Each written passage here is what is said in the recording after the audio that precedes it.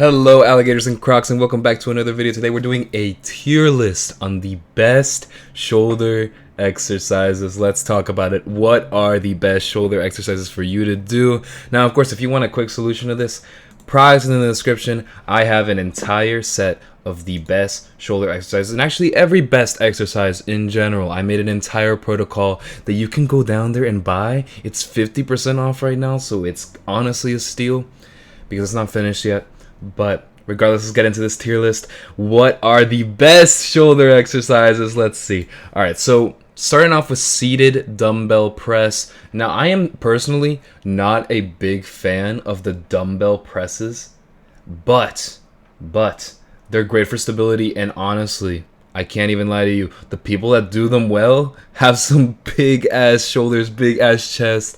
So I'm not even gonna lie, this is pretty effective. I'm gonna put it in most effective because it will work. All right, if you sit down and you're cranking out seated dumbbell presses, not only can you get that deep range of motion where you get really far down and you can get that shoulder activation, but it honestly just feels good to like just be pushing that through and you're like, ah! You're like, no, I get it. This is awesome movement.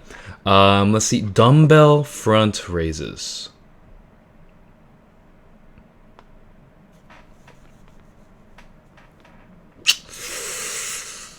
Yeah, I don't know about this one.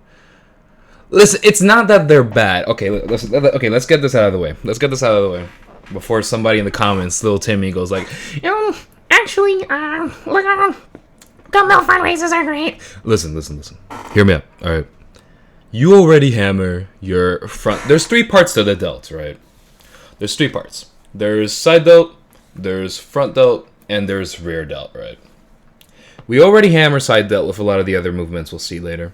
We already hammer rear delt with some of the one movement we'll see later. Front delt. Do we need to do anything for front delt? So if you don't know, you actually destroy your front delts when you do chest press and bench. Like a lot. And also shoulder press. So you don't really need something to like isolate front delts because you already hammer front delts if you're doing shoulder press and chest press. That's already two movements that are hammering your like front delt shoulder. You don't need to isolate it. It's kind of a waste. It's kind of junk volume. Honestly, the definition of junk volume is probably this exercise because you're already probably doing chest press and shoulder press. So why would you just do this? It doesn't make sense to me. Anyway, next up, landmine press. This is weird. This is really weird. This is like janky. This is like something I would see on like Jeff Nippard, Hear Me Out. Like, which, nothing against Jeff Nippard. I love his like exercises, but I think even he would agree this one's a little weird. All right. Dumbbell reverse fly. Now, in terms of dumbbell for your rear delts, this is pretty good. I think this is probably the best it gets. But there is a better alternative for rear delts that we are going to get to in this tier list. So let's keep it going because there are more options. Let's see. We got machine reverse fly. Now this is going to go in GOAT tier. Why is it going to go in GOAT tier? Why am I glazing the hell out of this exercise? Well, for one, it's in my products, link in the description. But also, it is probably the best option for rear delts. The reason being that you can do the normal rear delt flies, but also you can do a variation of it where you sit on your side and you do the full range of motion like this. So you get the entire range of motion, you get the maximum stretch right here, and the stretch is insane. You will feel like your rear delt, like it's on fire. I'm not even kidding to you. And also the pec deck is just such a good machine in general. It's so stable that compared to other things, I'm a very big stability guy because if any variable is making me weaker at the movement, I feel like I'm working more on my stability than the actual muscle group. So the more stability, the better. You will see a lot of these machine ones high up. That is exactly why. So yeah, machine reverse fly, absolutely like awesome movement. Let's talk about the next one, barbell upright row. It's weird doing a row for a shoulder movement. Like, am I weird for that? Like, thinking that's weird? And there's so many better options for this. I'm gonna put this in ineffective. It's kind of weird. I can't lie. Also, can we put landmine? I'm gonna move landmine press down to stupid dangerous. Cause like, what the hell are you doing landmine press? It literally has landmine in the name, bro. You want to blow up and explode. Like, that's literally what you want to do. Okay. Anyway. Cable upright row. Now this... Does this include face pulls? I think this includes face pulls. And if it does, I am a fan of face pulls. Face pulls are good. Face pulls are... I do see a lot of people doing face pulls in the gym as well, and they seem to work. Unfortunately, cable upright row, the way he's doing them is a little weirder to me. Usually you want to do them like facing like this, and you want to just pull at your face, just like that.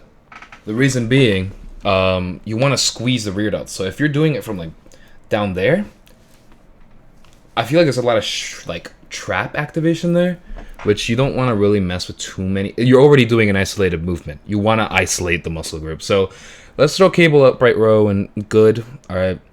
This is probably the other best alternative for rear delts. Cable reverse fly, absolutely awesome. Even if you do it the top way, actually the top way might be better.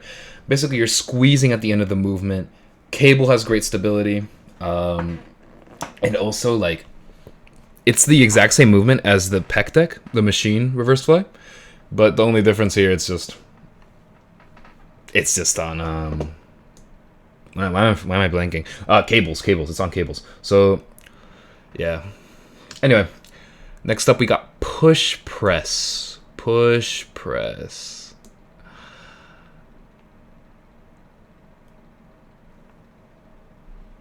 I'm sorry, that's just dangerous. Okay, what are you doing when you're like pushing like up? You're going like, okay, no, we're not we're not doing that. We're not doing that. Push press, don't do that, all right? You're gonna hurt yourself, especially with like a big ass barbell on your head. I feel like this would be maybe good for like people who practice snatch and cling, but those are powerlifting people. We are bodybuilders. We stick to what we do. They stick to what they do, all right? We stay in our own little lanes. Pike push-ups. All right. This one's hard for me. This one's really hard for me. And the reason this one's hard for me is because calisthenics people don't have a lot of options for shoulder. So I wouldn't say it's the most effective, though. Nowhere near. Not only can you not overload the movement because it's a calisthenics movement, you literally can't overload it with weights, but it's also just a little bit weird because like it doesn't feel stable because you got your butt up in the air. I don't know. I'm gonna put it in good just because otherwise I put it in neutral. You know what? I'm gonna put it in neutral. Just get some dumbbells, bro, and do seated dumbbell press. That's like much better. Standing dumbbell press. I think because of the stability, the seated one is better, so we'll put it in good. Standing barbell press. Not bad, but again, the stability piece is going to bother me a little bit. We're going to put it in good. Seated Arnold press. Okay. Okay, I didn't have to do this. I didn't want to do this, but let's talk about Arnold press, all right? I don't think there's any scenario where Arnold press is like better than just shoulder press. Now, you might sit there and be like, but Lagoon, Arnold is the greatest of all time. He's bigger than you. And I'm like, okay, I get that. But, like, it's also been a long time since he was relevant, all right? And I don't see where the benefit is of doing this at the end of the movement when you could just be doing this and you get a better stretch. Anyway, I'm going to put this in ineffective. I am sorry for Arnold fans. Get to the chopper or something like that. Hopefully that makes it better. Now we're here. Best shoulder press. Machine shoulder press. If you're new to the channel, we love shoulder press here. Shoulder press. I would do anything for shoulder press. I can't even lie. Shoulder press is my one true love. Shoulder press on machines. Machines are awesome, alright? The reason that machine, again, I've said that a lot. The stability piece is awesome.